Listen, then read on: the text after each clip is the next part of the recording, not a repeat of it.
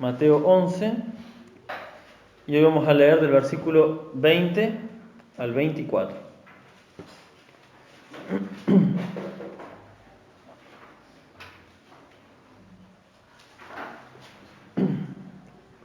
Antes de leer, hagamos una oración más, todos juntos esta vez, para que el Señor bendiga este mensaje y lo que Él tiene para decirnos, ¿sí? Padre bendito, te damos gracias por tu presencia en medio nuestro, porque hemos orado a ti, te hemos alabado, te hemos cantado. Ahora queremos escuchar tu palabra, Señor, queremos estudiarla en profundidad, pasaje a pasaje, palabra a palabra, con la intención de conocerte más, con la intención de conocer lo que tienes para nuestras vidas, Señor amado. Que no se nos salte nada, que no se nos escape ninguna enseñanza de esto que vamos a hablar, Señor, sino que sea tu Espíritu Santo hablando lo más profundo de nuestro corazón, en especial obviamente a mí, Señor amado, que soy quien imparte esta palabra, porque no estoy exento, Señor, ya que tu palabra es espada de dos filos. En el nombre de Jesús, amén. Amén. Bien, Mateo capítulo 11, versículo 20 al 24.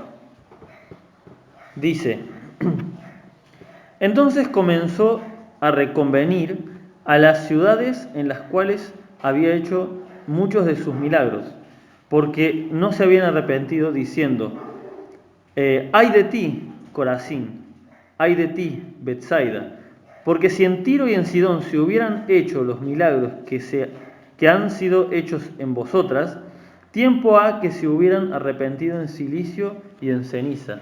Por tanto, os digo que en el día del juicio será más tolerable el castigo para Tiro y para Sidón que para vosotras. Y tú, Capernaum, que eres levantada hasta el cielo, hasta el Hades serás abatida, porque si en Sodoma se hubiera hecho los milagros que han sido hechos en ti, habría permanecido hasta el día de hoy. Por tanto, os digo que en el día del juicio será más tolerable el castigo para la tierra de Sodoma que para ti. Amén. Amén. Y que y un amén bastante tenue, ¿no? Porque qué fuertes las palabras. No es como cuando uno lee una palabra que nos habla de bendición para nuestras vidas. Amén, decimos todos juntos. Pero esta es palabra de Dios, así que el amén fuerte también es válido. El tema es que es más complicado decirlo, porque el pasaje de hoy es un pasaje corto, son apenas 5 versículos, ¿no? Pero es un pasaje bastante sustancioso, ¿no? Hemos visto pasajes a veces largos donde obviamente nos quedamos cortos con lo que tenemos para decir, pero en estos pocos versículos el Señor nos da varias enseñanzas y vamos a ver lo que le estaba diciendo a estas ciudades, por qué se los estaba diciendo y obviamente cómo lo aplicamos a nuestras vidas, que es lo más importante de todo. Versículo 20, lo leamos de vuelta, dice: entonces comenzó a reconvenir. Ese entonces, recordemos que venimos estudiándolo de forma así, ¿no? Versículo a versículo, y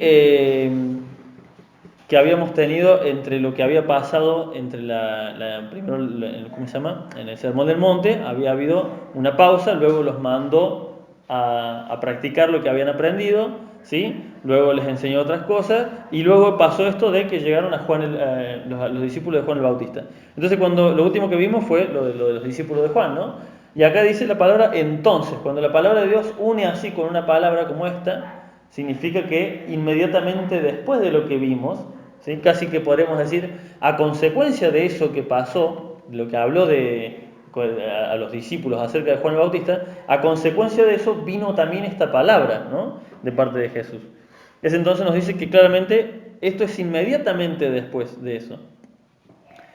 Dice, entonces empezó a reconvenir. ¿Alguien recuerda esta palabra de algún otro lado de la Biblia? La palabra reconvenir.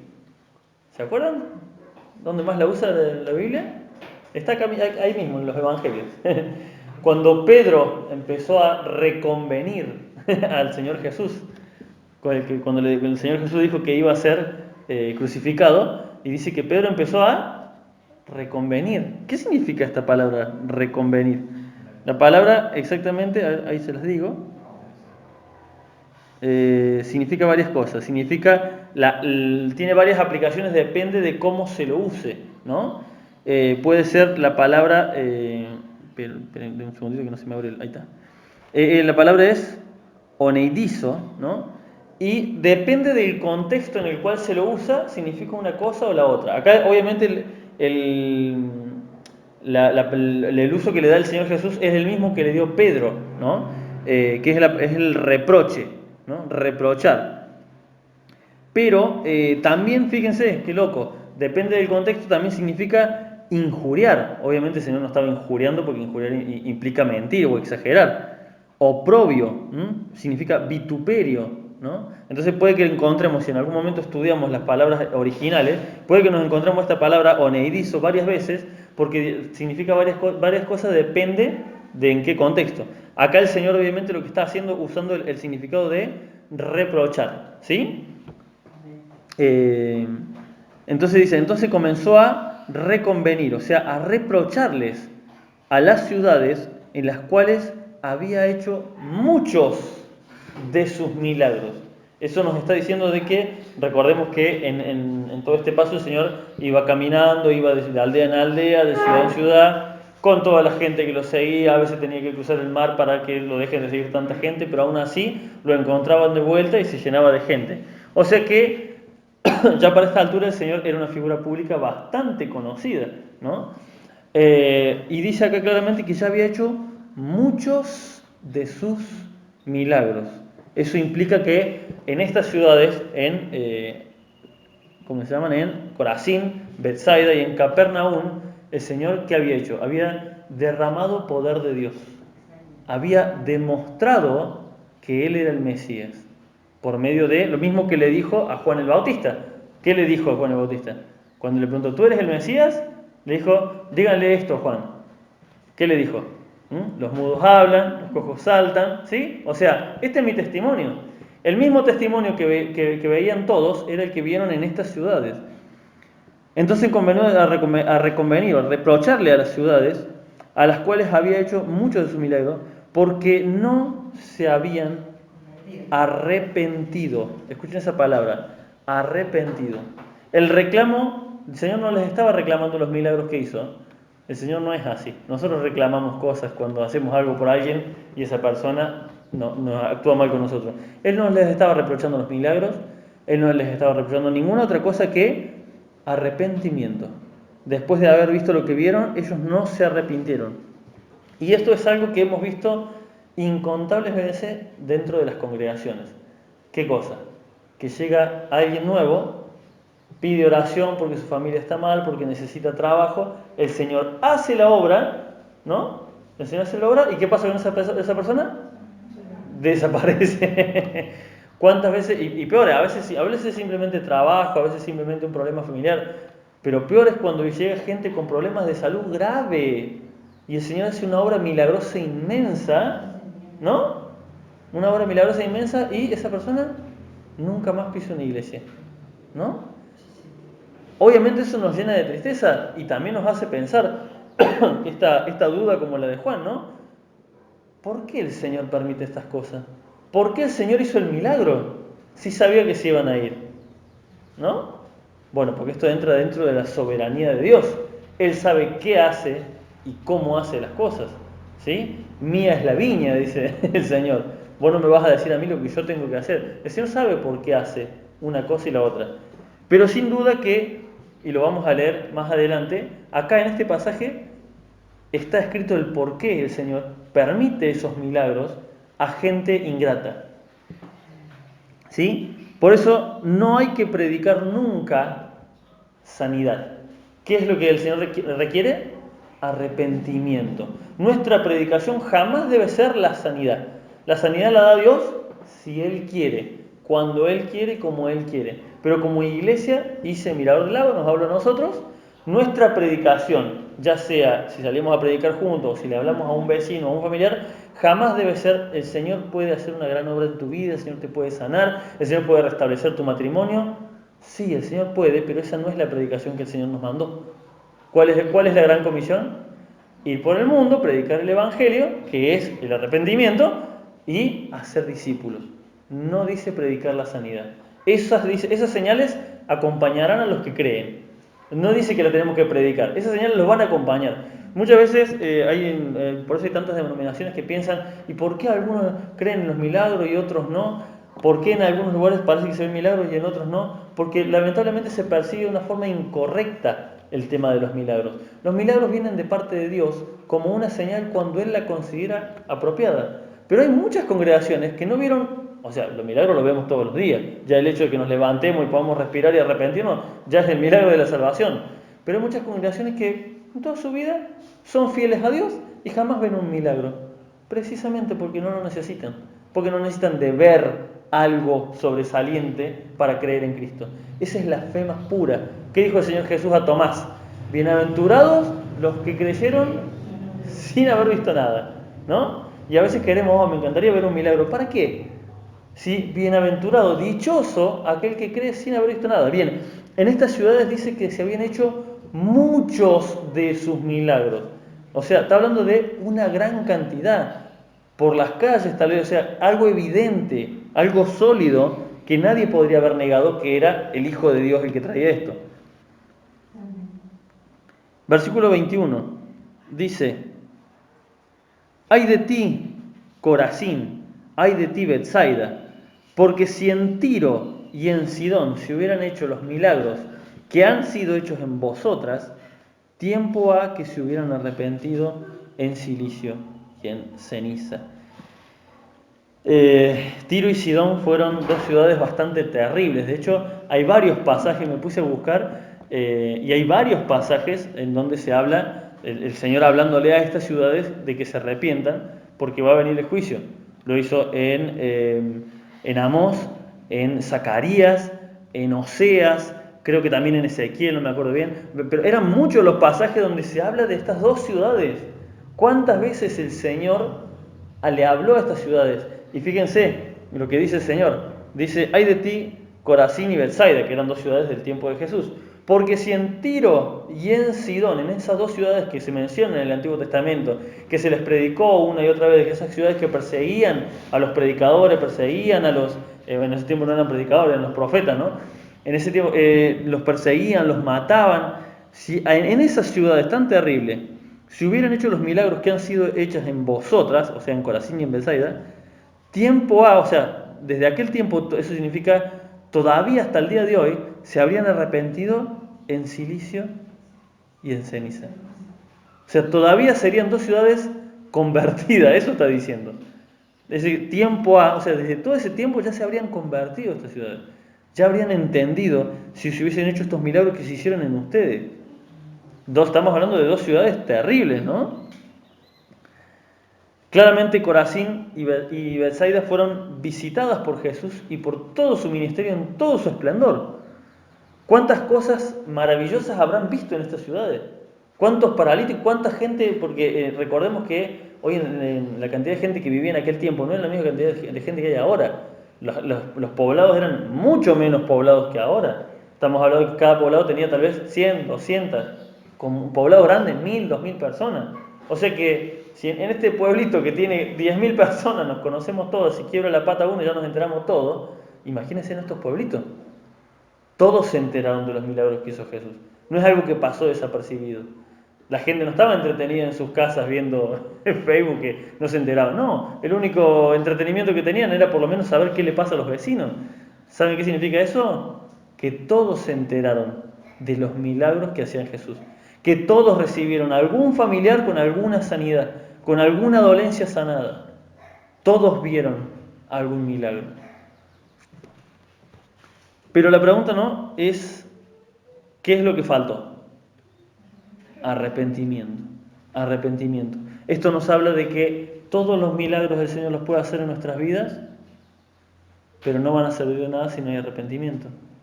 ¿Y esto a dónde lo muestra el Señor? Hay un pequeño, un pueblito que lo demostró bastante claramente esto, ¿no? De que las señales milagrosas no sirven si no hay fe de verdad. El pueblo de Israel, cuando son sacados milagrosamente, el Señor abriendo el mar rojo en dos y tragándose al ejército del faraón detrás de ellos, y cruzaron cantando alabanzas, contentos, y a los 2 días ya se estaban quejando de que no tenían que comer, en vez de decir, hey, el Dios que nos libró de cosas pues, nos va a dar de comer seguramente, ¿no? Obviamente ellos todavía no conocían al Dios que los había liberado, pero ya viendo ese milagro, como que podés tener una idea de qué clase de Dios es el que te acompaña. Y el Señor les da maná del cielo, el Señor les dio, cuando querían carne, les dio las codornices, querían agua, el Señor les daba agua, no les faltó nada. Caminaban en el medio del desierto con una sombra que los acompañaba, con una ráfaga de fuego, dice que les daba calor durante la noche. Una cosa totalmente milagrosa que no tiene explicación humana, no se entiende. Se dice hoy en día que capaz que era un volcán, que no la veo, no lo veo. No es que en ese tiempo no sabían lo que era un volcán para no poner el volcán tirado humo. O sea, la Biblia dice claramente que era una columna de humo y de fuego. Era un milagro tremendo. Durante 40 años vieron el milagro del maná. 40 años lo vieron. ¿Sirvió de algo ver el milagro todos los días? No. ¿Por qué? Porque faltaba arrepentimiento. Y podríamos preguntarnos, si Tiro y Sidón se hubiesen convertido viendo esas señales, ¿por qué el Señor no hizo esas señales en Tiro y Sidón? ¿Qué pasó? ¿Por qué no les dio esas señales para arrepentirse? Porque no había resultado. Muy simple, porque así es la soberanía de Dios. ¿Sí? ¿Qué significa la soberanía de Dios? ¿Qué es un soberano? Es un rey absoluto, cosa que un hombre puede ser un soberano humano, pero lo cierto es que nunca puede ser un soberano de verdad porque no conoce todo. La soberanía de Dios es Dios conociendo todo y actuando en base a lo que Él conoce. Dios consideró en su santo juicio de que las señales, los predicadores y los profetas que le mandó a Tiro y Sidón eran suficientes para que se arrepientan y no se quisieron arrepentir. Asimismo, Dios consideró que debía mandarle todos estos milagros a Corazín y a Betsaida y aún así no se arrepintieron. ¿Se entiende? Dios sabe exactamente cuándo nos vamos a arrepentir y Dios sabe exactamente cuál es el precio a pagar. Dios sabe exactamente todas esas cosas. ¿Por qué Él no lo permitió? Una respuesta que a muchos no les gusta escuchar. No lo sé. Lo sabe el Señor. Él sí lo sabe. Yo no sé por qué ¿por qué no le hizo esos milagros en estas ciudades? Bueno, no hizo estos milagros, pero mandó un montón de predicadores. Y si hizo milagros por medio de Elías, por medio de Eliseo, hizo un montón de milagros el Señor. Había testimonios de sobra. No quiso hacer estos milagros en particular. Pero el Señor trata distinto con cada pueblo, con cada persona. Versículo 22. Por tanto, os digo que el día del juicio, fíjense esto, será más tolerable el castigo para Tiro y para Sidón que para vosotras. ¿Cómo que será más tolerable? ¿Qué significa esto? ¿Que va a ser tolerable el infierno? Si hay distintos galardones en el cielo, ¿recuerdan el tema de los galardones? ¿El tema del tribunal de Cristo? Dice claramente que obviamente los que viven una vida cristiana santa, los que se esfuerzan por llegar a la meta puros, los que obviamente buscan hacer la voluntad de Dios, obviamente van a tener su galardón. Pero también aquellos que, como quien dice, llegan rajuneando a la salvación, no es la misma la recompensa que va a recibir el ladrón que se arrepintió un minuto antes, que la recompensa que van a recibir los mártires de la fe, que tuvieron una vida persiguiendo la voluntad de Cristo y terminaron muriendo martirizados. Sería injusto que Dios les dé el mismo galardón a cada uno, ¿o no? Bien, en el caso contrario, o sea, en el caso del castigo eterno, el Señor tampoco es injusto. No le puede dar el mismo castigo a, supongamos, Hitler, que a un hombre que, bueno, era un buen hombre, pagaba impuestos, nunca mató a nadie, nunca hizo nada malo en teoría, pero rechazó a Cristo toda la vida. Obviamente esa persona no adquiere la salvación porque solamente se adquiere por medio de Cristo. Pero sin embargo, también dentro de lo que es el castigo de Dios, lo que va a ser el castigo de Dios, esta palabra nos da a entender de que va a haber distintos niveles, ¿sí? Porque esas son palabras de Jesús, no son interpretaciones de nadie. Dice, fíjense lo que dice. Por tanto os digo que el día del juicio, está hablando de ya juicio final y lago de fuego, será más tolerable el castigo para Tiro y para Sidón que para vosotros. No es que lo van a tolerar y la van a pasar lindo, la van a pasar horrible estas ciudades, pero en Corazín y en Betsaida los milagros que se hicieron fueron una cosa única, estuvo el mismo Hijo de Dios caminando entre ellos y lo rechazaron. Por lo tanto, el castigo va a ser peor, ¿sí? Es al revés, no es que lo otro es más tolerable, como que va a ser más bueno, sino que el castigo va a ser peor. ¿Por qué? Porque tuvieron un privilegio más grande, precisamente, que Tiro y que Sidón. Tiro y Sidón, dice, no tuvieron a Jesús haciendo los milagros. Si hubiesen hecho estos milagros, dice el Señor Jesús, se habrían arrepentido. Pero ustedes, teniendo estos milagros, aún así no se arrepienten. Lo que le está diciendo, ustedes tienen el corazón todavía más duro que esas ciudades tan terribles, ¿no? Seguramente ciudades, ¿cómo se dice? Totalmente sumergidas en el pecado, en la idolatría, por lo que veíamos por lo que vemos en el Antiguo Testamento cuando leemos. Precisamente el reclamo principal del Antiguo Testamento del Señor, de Jehová, del Señor, al pueblo de Israel, es precisamente la idolatría. Es todo el tiempo la idolatría. Entonces, aquí entendemos esto. Si hay distintos galardones, también habrá distinto castigo. No es lo mismo. Versículo 23. Dice, y tú, Capernaum, que eres elevada hasta el cielo, hasta el Hades serás abatida, porque si en Sodoma se hubieran hecho los milagros que han sido hechos en ti, habría permanecido hasta el día de hoy. Versículo, terminamos ahí, 24, dice, por tanto os digo, fíjense, la misma advertencia, que el día del juicio será más tolerable el castigo para la tierra de Sodoma que para ti. Estas palabras son como una advertencia bastante fuerte. ¿Cómo puede ser? Recordamos que cuando hablamos de ciudades que las vemos como el mayor pecado del mundo, siempre se habla de Sodoma y Gomorra, ¿no? Las peores ciudades de todo. Pero el Señor le está diciendo a Capernaum que para ellos el castigo va a ser peor. ¿Pero qué? ¿Hacían lo mismo que en Sodoma? ¿Violaban gente en las calles como en Sodoma y Gomorra? ¿Hacían eso en Capernaum? No. Pero tuvieron a Cristo y lo rechazaron. Es una locura, pero lo cierto es que la falta de arrepentimiento, el pecado por falta de arrepentimiento, es mucho peor que el pecado por ignorancia. Siempre digo, en nuestra escala de valores humanos, los peores pecados son el asesinato, la violación, esos son nuestros propios peores pecados. Pero cuando vamos a la palabra del Señor, ¿cuáles son las 7 cosas que más aborrece el Señor? La primera, la soberbia.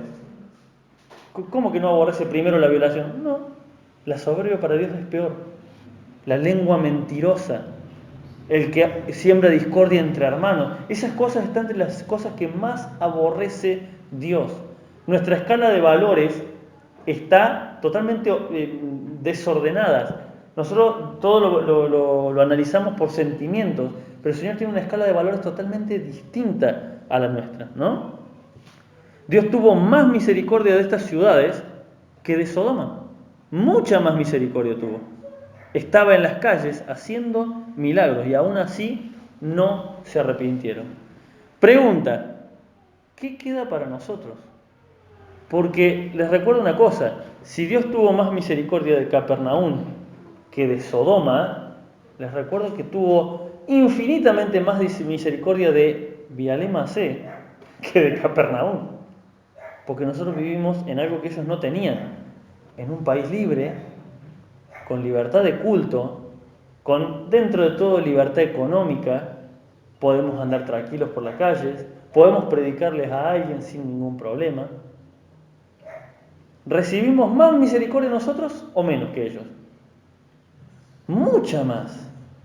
Fíjense, y el título que yo le puse a este mensaje es precisamente como dice el Señor: ¡ay de ti! ¡Ay de ti! Si teniendo la libertad de predicar como la tenés, no la haces. Cuando los hijos de Dios del primer siglo eran perseguidos y masacrados por hablar de Cristo.